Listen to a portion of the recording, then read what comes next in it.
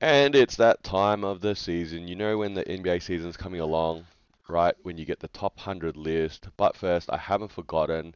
I'm Fauzi. Oh, I'm Nick. Gee, sorry, I thought I you were going thought, to introduce me. I introduced you all last week. I'm so sorry, man. I thought That's all I'd good. allow That's all you good. to come in and It's run all your own good. introductions. It's still, I didn't realize I it's had to still the carry us all preseason. the time, man. It's still the preseason. It's the calm before the storm. This time next week, we actually have things to talk about. We have implications to talk about. You're hoping. You're But hoping. right now, we rely on ESPN to give us content, which is the top 100 list, Love it. which really provokes something. It provokes some emotions. It provokes some really interesting questions, like how do they generate this list? And are they doing this on purpose, or are they trying to just get rage bait? Who knows? But you want to break down some players that you identify as being too high on the list. But Yep. this is the confusing part. So this is my brain needing to Man, it just stretch this out. really wasn't rocket science, but sure. No, it definitely feels like rocket science because when we say they're too high on the list, we actually mean that their number Mhm. is a low number, right? So let's say that they're 10th, but Sure. we feel like they should be rated a little worse. Uh-huh. They're too high, even though the number we reallocate them might be even higher Okay. because that's how numbers work. So I almost feel like I want to talk about it as we have a player who's been overrated and needs to be pulled back, and we have a player that's been underrated and needs to be bumped ahead. Okay. That's that's So that's for anyone what who we've concluded struggles here with is that titles. if Nick has a map and it's upside down, he's totally stuffed because he doesn't know how to go to A to P. It's geographical. This is not a geographical question. This is just. I just think Shall, it's an odd way to say it. Is that I get it. Look, you know what, man? shall All we? right, I'm just trying to help our audience here. I'm sure there's one Let. person who's listening to this and Oh, was right. like, "See, this is the content I needed. Clarification before random lists start appearing." All right. So now we've explained how to rate a Yeah, high that's and about low five list. minutes. Let's get into Yep. this. Shall we start with the high and the low list? And do we want to? Should we go three at a time? I guess. Yeah. Do you want to start with a high or low? What do you recommend? I'll let you start if you want. Um, so I'm gonna go with let's get straight into the name dropping. All right, let's go players that are way too high on this Too list, high. need All to right. be pulled back, overrated, Let's go. got all the synonyms out. I'm going to go from the most overrated, in my opinion. We have Joel Embiid at number 8. hmm That is a top 10 player, and it really does beg the question a little bit about how are they ranking this? Because his talent is phenomenal. He is a top 10 talent, but when I think of rankings in this context, I think about players who I can rely on next season to be in contention for high seeding, even maybe the MVP. And I look at who is behind him with Kevin Durant, who I'm confident will play more games than him. And I look at Anthony Edwards, who's a rising star, who's going to lead the Minnesota Timberwolves all by himself. And you even add in Victor Wembanyama, who's going to have a crazy second season. Even Jalen Brunson, Anthony Davis. These players are directly behind Joel Embiid. I think some of them are just as talented or can do some interesting things, lead their respective teams. But they even mention it here as well. He fell 5 spots from number 3 because of his injuries. I would have had him fall even further because he's not a reliable talent. Yeah, he might be top 10 talent, but I don't think you're going to get top 10 production out of him next season. I think So, I think that's a, and I'm sure you're gonna have a few more players that fall in this category, and they sort of referenced it in this list, in a sense that when a play is injury prone, like Embiid, they will generally fall. But I think that's the huge challenge of you can't put Embiid at 20 because this season he comes back and plays, let's say 65 games, okay, which could be a stretch. Yeah, you could argue that, but 65 games of Joel Embiid, he's probably a top 10 player. So I think that's a huge balance there, man. I don't know. it's Hey, all good. That's why it's my list, and you can react to it. I'm looking at players, and I almost get around to the 15 mark with Devin Booker, Jalen Brown. That's where I'd probably slide him back to. It's not a huge like he needs to be completely off the list. It's just that. Um, I've kept a theme going. We're going to go up to number 22, and it's Kawhi Leonard for an incredibly similar reason. So he is actually up from last season. Last season ranked at 24, now ranked at 22. And you see the stats there: 23.7 points, 6 rebounds, 1.6 steals, shot 52% of three.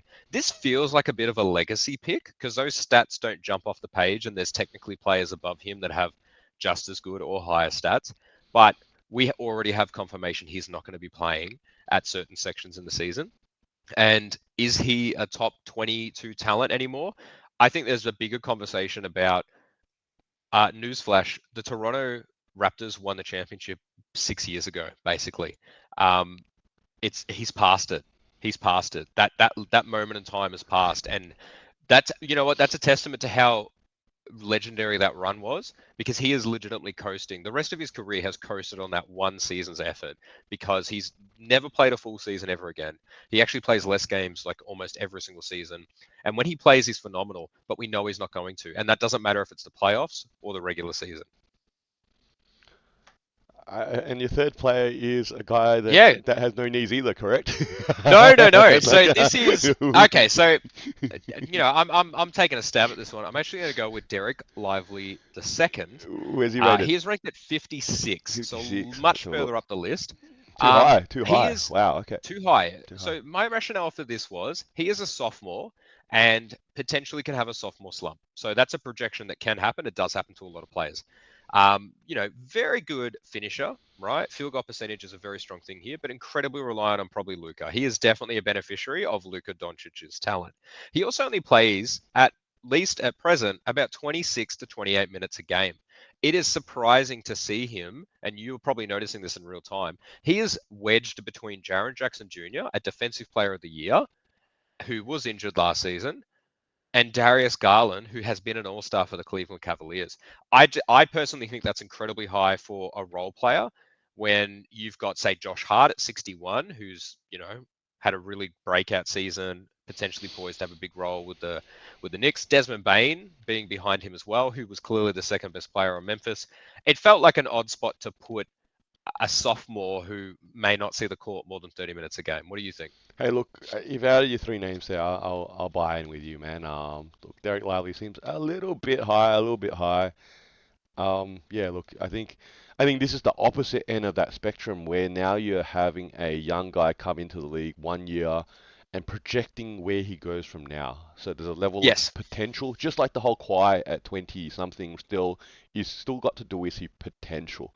Like if you gave every player here 82 games, that they all played 82 games, then you probably wouldn't make an argument that Kawhi probably is still in at least a top 20, range. Yeah, but the huge question mark now for many many years is that Kawhi, man, can he even get to 41 games sort of thing and get 50% Mm. of the games under his belt? Yeah. So, hey Well, it man, looks worse every season for him, I don't. especially. I don't mind your list. It's not too crazy. But here's a name I'm gonna throw out there in the top 10. It's actually number seven. Number seven, LeBron James at seven. Yeah, Yeah, I can see it. LeBron James at seven, and I believe AD was at 13. Like Yeah. we talked about this last year too, and so we're just coming back. I'm staying consistent here. I think we have clearly agreed on this point here, and I'm sure I could get a lot more people to jump on board and vote with me in this way. That AD is the main cog now in the Lakers. Without AD, they've got nothing. LeBron is Robin to AD's Batman now. It has flipped, yeah, and as legendary as LeBron is, and is still statistically productive, his impact on winning is no longer the sort of level that it used to be. It's still great, yeah. He's still top 20. Don't get me wrong, still top 20, maybe top 15. But you got AD at 13, okay? Then you got to have LeBron say 14, yeah. Let's be honest here. I think at seven man, I think there's still a huge stretch there that he's that high. Yeah, I like that one. I actually am just going to let you keep going because that was a Oh, good thanks, point. man. Thanks. Number two on my list, while Nick has his iced coffee, is 31 Yeah, where'd Jamal that come Murray. from? Jamal Yeah, I Murray, love it. Love 31. it. 31. Last season it was 17. He's gone down 14 spots already. You talked Shouldn't about be further. Embiid should slide down. You're talking about Kawhi Leonard should slide down. Jamal Murray, well, he's actually probably the healthiest out of those three names, let's be clear. But he has had some injury Yeah, concerns in the youngest, past. smallest track Yeah. history. Yep. Yeah, and obviously he's got knee issues previously a couple of years ago. Um, I just don't think he's as impactful as he used to be. Not top No. 30 anymore. I'm gonna say push him back 10 spots. Yeah, let's give him props here that he's a NBA champion and starting point guard, and he's probably number two option clearly still with the Nuggets because they've just traded away all the other pieces anyway in that sort of sense, or let them walk in that sense. So, but especially the showing that you had at the Olympics. And Mm. man, I don't know, man. That was a weird, really weird situation. I don't know if you watch any of the Canada's games. I know they obviously bring all their best players there, and SGA leads that squad, and RJ Barrett had a great Olympics, but Jamal Murray just really shooting like bricks left, right, and center. Like I don't know, you would at least feel like if you're coming and rep your country that even if you're not scoring a lot, you're trying to be a little bit efficient. But I Look, don't I know. think I think like obviously in my playing days, my role was to shoot from the outside, and you do go through shooting slumps and you do have issues, and I can't imagine what that's like on a professional level, especially when you're practicing so much. For me, I'd go to work, I'd rock up, I'd have a bad shooting night, and I'm not going to go into the gym and figure it out. I'm just going to go to work the next day, and then hopefully next week I have a better game. But I really like this pick, and I think one of the bigger issues that's summing up. Sometimes players are a beneficiary of the people they play with, and it's probably a bigger question for Jamal Murray overall, Mm-mm. where anyone could slide in next to Jokic and look You good. look good. Because we saw that with Serbia, if you're referencing the Olympics. Serbia only has one other NBA player in it, and the rest of them are very foreign to the rest of the world. But Serbia was legitimately giving it to the USA, and that's the impact of Jokic. And perhaps Jamal Murray has landed in the best possible spot. And there's a reason why he got drafted as a 27th pick. And, play this game with me real quick. If you swapped him and Zach Levine, are Nuggets still just as good? Probably. Probably. You would All swap him right. with anybody. That's Yeah. And that's a and sort of that a. probably works at his disadvantage as well. So great pick on that one. All Thank you right. for that. Number three. We like the injury way, and that's an easy one to sort of suggest why you're rated too high. So I'm going to go number 82, Mitchell Robinson. Yeah. Yeah, man, Wow. I didn't even see him on the list. this guy here. Well, that's the point, right? Should he even be on the list? It was 100 last year. He was Yeah. 100 And last year. He's gone up 18 spots, and he's now already outplayed through to the new year. Yeah, and if we're talking about factoring injury here, I can't see how you could move him up the list. At the very least, you put him at a hold, at 100, yeah, that he's just made the list, or maybe he's dropped down a couple of spots because there's players moving in that are young and stuff like that. But to move him up 18 spots here, we know he's an elite defender. Yeah, we know when he's healthy, he'll probably yeah. give you that 10 and 10 roughly. Yeah, he's never been a huge scorer in that sort of situation, and a couple of blocks, yeah, which is great stats. But I don't think I think it's one thing that you're rating Derek Lively too high, but he's pushed his way all the way into 50 something now because of his potential and his youth and sort of, his energy. But Mitchell Robinson, man, at 82, I think that's a little bit high, man. No, I really like that. I actually probably skimmed it. I think I was looking in that range for two lows, and I didn't have my mindset on that.